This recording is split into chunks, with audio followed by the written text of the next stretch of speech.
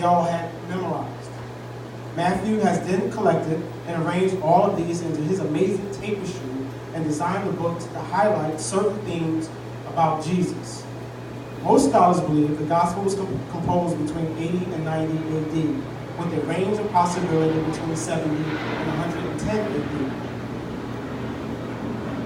AD. Writing in his polished Semitic Greek, he drew on three sources: the Gospel of Mark, the hypothetical collection of sayings known as the Q source, and material unique to his own community. Specifically, Matthew wants to show how Jesus is the continuation and fulfillment of the whole biblical story about God and Israel, which are that Jesus is the Messiah from the line of David, that he is a new authoritative teacher greater than Moses, and not only that, Jesus is God with us, in Hebrew, Emmanuel. Matthew designed his gospel with an introduction and a conclusion. These all act like a frame around 5 clear sections, which are the Sermon on the Mount, which is unique to Matthew, which is the Beatitudes. Some of us, growing up, we call them the Beatitudes in Sunday school.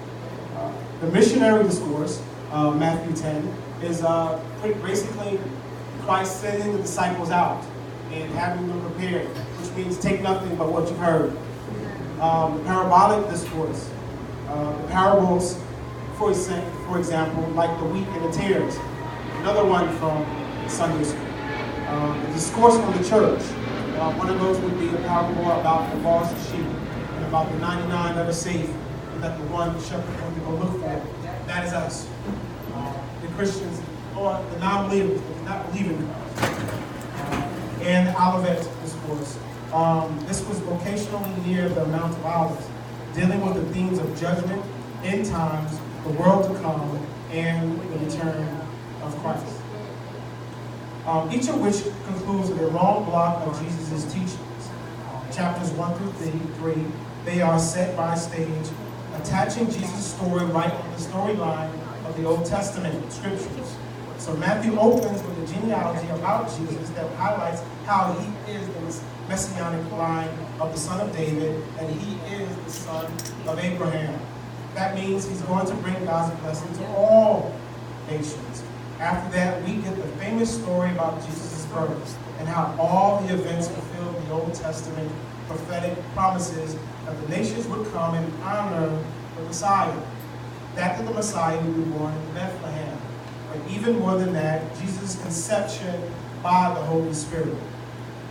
Jesus is, as we all know, is no mere human. He is God with us. God becomes human. So you can see by two Matthew key themes right there in the introduction. He's from the line of David.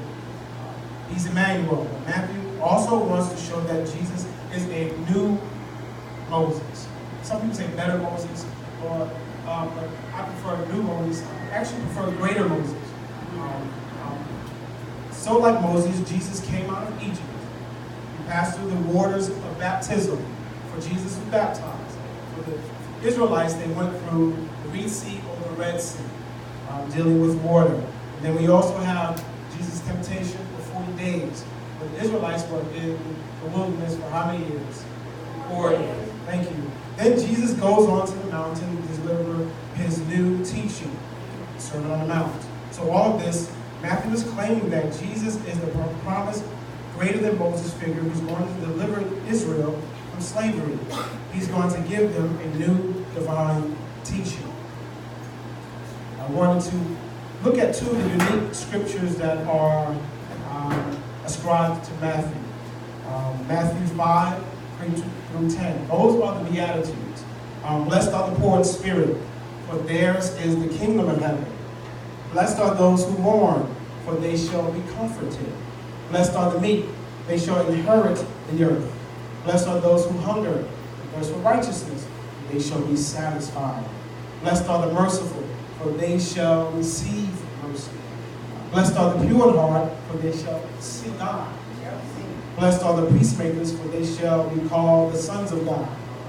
Blessed are those who are persecuted for righteousness' sake, for theirs is the kingdom of heaven. In those Beatitudes, if we can look we can see those are the ministries of Christ when he was here